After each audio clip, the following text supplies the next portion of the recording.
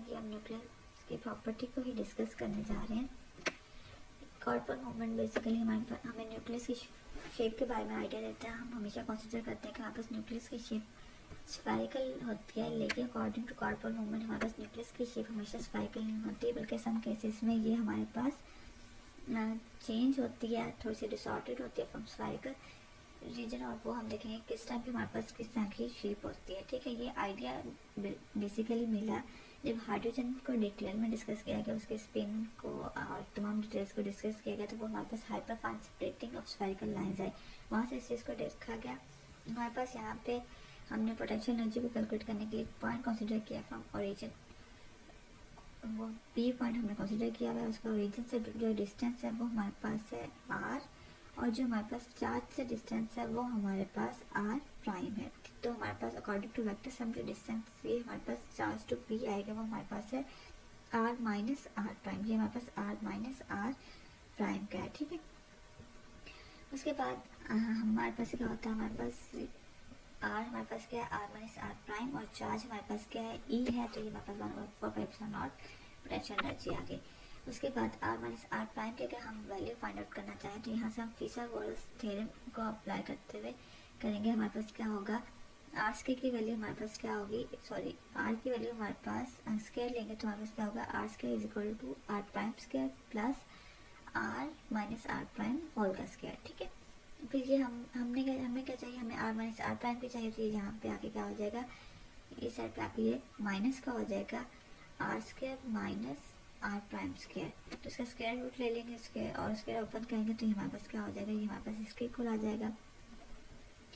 Next हमारे इसी को हम सॉल्व करेंगे यूजिंग बाइनॉमियल इक्वेशन, तो ये सॉरी पहले हम इसको पुट कर देंगे आर माइनस आर प्राइम की जगह, और ये हमारे पास इसका ये आ जाएगा, इसको 1/2 को ऊपर ले जाएंगे, ये हमारे पास -1/2 आ गया, और यहाँ पे हमने आर स्क्वायर को कॉमन ले लिया, इस पूरी इक्वेशन में से आर स्क्वायर को कॉमन लिया, तो यहाँ पे हमारे पास 1 आएगा, यहाँ पे R prime divided by R square आएगा, और यहाँ पे आर आर से कैंसिल हो जाएगा और 2 आर प्राइम ओवर आर आएगा। ठीक है, ये हमारे पास आएगा आर स्क्वायर को जब हम स्क्वायर रूट लेंगे तो हमारे पास आर आ जाएगा, और ये हमारे पास बाहर आ गया। अब इस इक्वेशन पे ये जो हमारे पास ये है इस पे हम अप्लाई करेंगे बाइनॉमियल थ्योरम, वही हमारे पास R one plus R square R prime square और R square minus 2 R prime, ये हमारे पास ये चीज़ आएगी आर कॉमन लेने के बाद, तो ये इसको आप करेक्ट कर लीजिएगा।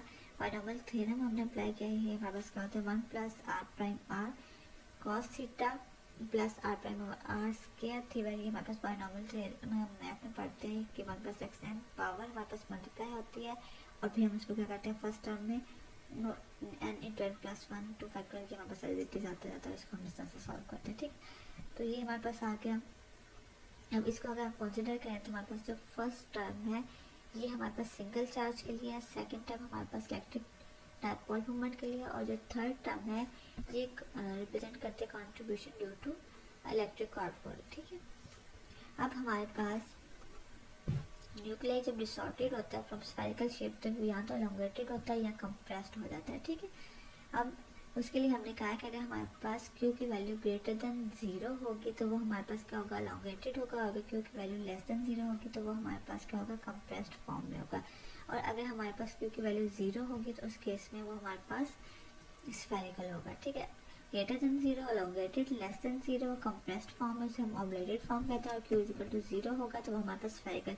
और किस टाइप पे Q 0 होगा, होंगे हमारे पास x y और z तीनों इक्वल होंगे, फ्रॉम सेंटर से हम डिस्टेंस लेते हैं x y और z का, अगर ये तीनों डिस्टेंस हमारे पास सेम होंगे तो हमारे पास क्या होगा, Q 0 होगा, मतलब न्यूक्लियस हमारे पास स्फेरिकल शेप में है। और अगर हमारे पास क्या है z greater than x square और वाई स्क्वायर से है तो उस केस में हमारे पास Q ग्रेटर देन 0 होगा, हमारे पास शेप क्या होगी, एलोंगेटेड होगी, इसे हम प्रोलेटेड शेप बोलते हैं। और अगर हमारे पास z लेस देन है एक्स स्क्वायर और वाई स्क्वायर से तो उस केस में हमारे पास Q लेस देन 0 होगा, और इसलिए हमारे पास कंप्रेस्ड शेप है, इसे हम ऑब्लेटेड शेप का नेम देते हैं। ये हमारे पास लॉन्गेटेड, ये हमारे पास ऑब्लेटेड, और ये हमारे पास स्फेरिकल शेप है, तो इसे हम डिफाइन करते हैं on the behalf of Q value. Q हमारे पास Q की वैल्यू स्मॉलर है, लेस देन 0 है और इक्वल टू 0, उस चीज़ पे हम डिसाइड करेंगे कि हमारे पास क्या आ रहा है। ठीक है, और ये हम करेंगे distances from centre to along X Y and z axis. Next हमारे पास है न्यूक्लियर पैरिटी। न्यूक्लियर पैरिटी हमारे पास डिफाइन करता है बिहेवियर वेव फंक्शन को, लाइक हमारे पास this refers to the behaviour wave function when evaluated at two symmetric position. ठीक है, लाइक हमारे पास यहाँ पे आगे क्या है, हमारे पास पैरिटी या तो इवन होती है या ऑड होती है, और इसे हम किस तरह से डिफाइन करते हैं, इसे हम डिफाइन करते हैं मतलब अगर हमने ओरिजिन से एक्सेस को चेंज किया, इन्वर्ट किया, लाइक पहले का एक्स वाई जी थी और बाद में हमने उसको इन्वर्ट कर दिया माइनस एक्स वाई जी, ये हमारे पास क्या आ गया। अगर हम मिरर में इमेज देखते हैं तो हमारे पास इन्वर्ट इमेज होता है, तो अगर इस तरह से हमारे पास चेंज करने से हमारे पास इमेज पे इफेक्ट नहीं होता। लाइक हमने यहाँ पे axis minus X minus Y minus C किया और ये हमारे पास इसका साइन ओवरऑल चेंज नहीं हुआ, पहले भी प्लस था और बाद में प्लस रहा। उनके ओरिजिन से हमारे पास एक्सेस को चेंज करने से, इन्वर्ट करने से भी हमारे पास वेव फंक्शन क्या है वो पॉजिटिव आ रहा है, तो उसे हम कहते हैं ये हमारे पास सिमेट्रिक वेव फंक्शन होता है या इवन पैरिटी है। और अगर हमारे पास ओरिएंटेशन चेंज करने से, प्लस से इन्वर्ट करने से, माइनस में करने से हमारे पास वेव फंक्शन नेगेटिव हो जाता है, तो उस केस में हम कहते हैं हमारे पास पैरिटी ऑड है। इसके हम अगर सिंपल एग्जांपल देखें तो हम कॉस थीटा फंक्शन देख सकते हैं। लाइक अगर हमारे पास नेगेटिव वैल्यू का भी हम कॉस लें तो हमारे पास पॉजिटिव वैल्यू होती है, लेकिन अगर हमने नेगेटिव वैल्यू का साइन लें तो वो हमारे पास साइन वैल्यू को भी, जो रिजल्ट होता है उसको भी नेगेटिव कर देता है। ठीक है, तो ये हमारे पास है। इसके अलावा हम पैरिटी को डिफाइन करते हैं मतलब behalf of azimuthal number L. हमारे पास एल की वैल्यू 0 या इवन, लाइक एल 0, 2, 4, 6, 8 के लिए हमारे पास पैरिटी इवन होती है, और एल की वैल्यू ऑड, लाइक हमारे पास 1, 3, 5, 7 के लिए हमारे पास पैरिटी क्या होती है, नेगेटिव होती है। तो बेसिकली पैरिटी हमारे पास वेव फंक्शन है जो डिफरेंट स्पेक्ट्रिक पोजीशंस को डिफाइन करता है, और अगर पोजीशन इन्वर्ट करने से हमारे पास वेव फंक्शन चेंज हो रहा है, उसका साइन चेंज हो रहा है, तो उसे हम कहते हैं वो हमारे पास ऑड पैरिटी है। और अगर पोजीशन इन्वर्ट करने से, चेंज करने से हमारे पास वेव फंक्शन सेम रह रहा है, उसका साइन चेंज नहीं हो रहा, तो हम कहते हैं हमारे पास पैरिटी क्या है, इवन है। उसके अलावा हम पैरिटी को डिफाइन करते हैं on the behalf of azimuthal quantum number L. L की वैल्यू अगर इवन होगी और या 0 होगी तो हमारे पास पैरिटी इवन होगी, अगर ऑड होगी तो वो हमारे पास क्या होगा, पैरिटी ऑड होगी। ठीक है, नेक्स्ट हमारे पास न्यूक्लियर स्टैटिस्टिक्स है। तो ये बेसिकली हमारे पास जैसे क्लासिकल मैकेनिक्स में जब हम डील करते हैं तो उसमें हम कहते हैं कि behaviour of and assemblage of large number of particles, large number of particles के बिहेवियर को रिप्रेजेंट करता है। लाइक अगर हम डिस्ट्रीब्यूशन ऑफ एनर्जीज को देखें लार्ज नंबर ऑफ मॉलिक्यूल्स, तो उसे हम कहते हैं न्यूक्लियर स्टैटिस्टिक्स। लेकिन अगर हम क्वांटम मैकेनिक्स की बात करें तो हमारे पास किससे डील करती है, सब एटॉमिक पार्टिकल्स से डील करती है। उसमें हमारे पास क्या होते हैं, प्रोटॉन्स, न्यूट्रॉन और हमारे पास बोसॉन्स होते हैं। मतलब दो तरह के पार्टिकल होते हैं, एक ऐसे जिनकी स्पिन हमारे पास 1 होती है और एक ऐसे होते हैं जिनकी स्पिन हाफ होती है। ठीक है, तो हमारे पास ऐसे पार्टिकल्स जिनकी स्पिन इंटेग्रल मल्टीपल होती है, मतलब 1, 2, 3 integral multiple of H cut होती है, उन्हें हम बोस आइंस्टाइन का स्टडी करते हैं, बोसॉन्स का नेम देते हैं। और जिनकी स्पिन हमारे पास क्या होती है, 1/2 होती है, लाइक इलेक्ट्रॉन, प्रोटॉन, न्यूट्रॉन, उन्हें हम कैटेगराइज करते हैं एज अ फर्मियंस और उन्हें हम स्टडी करते हैं अंदर फर्मी डायरेक्ट स्टैटिस्टिक्स।